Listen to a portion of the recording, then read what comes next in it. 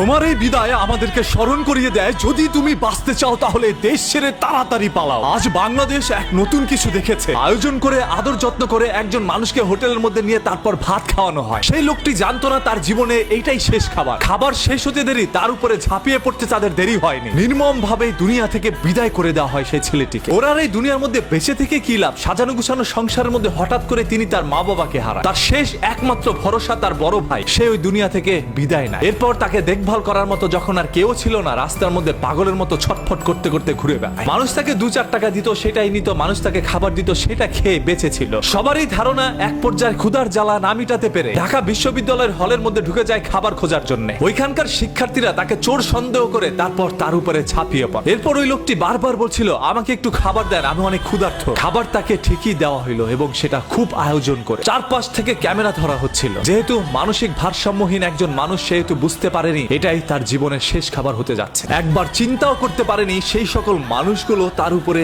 এইভাবে ঝাঁপিয়ে পড়তে পারে। বাংলাদেশের ইতিহাসে হয়তোবা এরকম কোনো মহর্ষ ঘটনা আগে কখনো ঘটেনি। আজকের এই ঘটনাটি আমাদের সবাইকে চিন্তায় ফেলে দিয়েছে। আসলে যদি আমরা বাঁচতে চাই তাহলে এই দেশ ছেড়ে আমাদের পালাতে হবে। এই দেশ আমার না, এই দেশের জন্মভূমি আমার না, এই দেশের মাটি আমার না, এই দেশের মানুষজন আমার না, এই দেশের কেউ আমার না। একটা সময় আমি আমার নিজেরও থাকবো না, আর তখন তাদের খেলনার পুতুলে পরিণত হব। এই ছেলেটির নাম হচ্ছে তোফাজ্জল। বরগুনার পাথরঘাটা এলাকায় তার জন্মগ্রহণ। তিনি একজন মেধাবী শিক্ষার্থী হিসাবে পাথরঘাটার একটি কলেজের মধ্যে ভর্তি হয়। এরপরই তার পরিবারের মা বাবা ভাই বোন সবাইকে হারানোর পরে পাগল হয়ে রাস্তার মধ্যে ছুটে বেড়ায়। এমন তো অবস্থায় ঘুরতে ঘুরতে তিনি ঢাকা শহরে চলে আসে, আর এটাই তার জীবনের শেষ সিদ্ধান্ত ছিল। আজকে ওকে যে আপনারা হসপিটালের মর্গের মধ্যে ফেলে রেখেছেন, ওকে নিতে কে আসবে? ওর তো পরিবারের কেউ নাই। যার এই দুনিয়ায় কেউ নাই, তার বেঁচে থেকেই বা কি লাভ? হ্যাঁ, আপনারা অনেক ভালো কাজ করেছেন ভাই, ওকে দুনিয়া থেকে বিদায় করে দিয়েছে। আজ ওর পরিবারের কেউ নাই, ও একা হয়ে গিয়েছে। আজকে ওর দাফনটাও হয়তোবা একাকিত্বর মাঝখান দিয়ে যাবে। তবে হ্যাঁ, আজকে তার পরকালে সবার সাথে দেখা হচ্ছে। ওর জন্য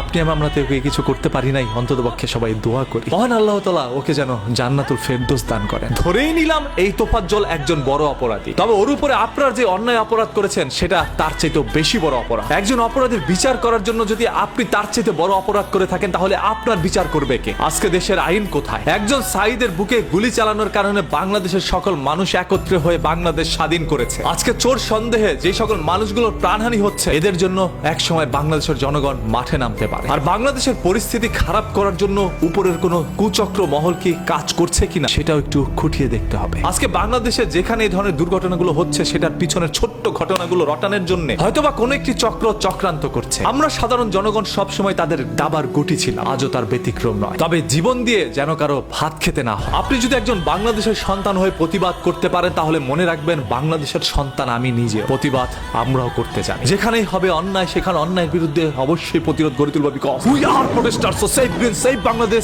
with me every time anywhere. ধর্ম নিয়ে কেউ যদি বাজে কথা বলে, তাহলে তাকে সুযোগ দিতে হবে, কারণ ধর্মবর্ণ নির্বিশেষে আমরা সবাই মানুষ, আর মানুষের চাই সর্বদা মানুষের পাশে দাঁড়াতে। এটাই তো আমাদের একটি নীতি হতে পারে। আজ কেন এই দেশ এরকম হয়ে যাচ্ছে? যে যা পারছে তাই করছে। দেশের মানুষের কি মানবিকতা হারিয়ে ফেলেছে?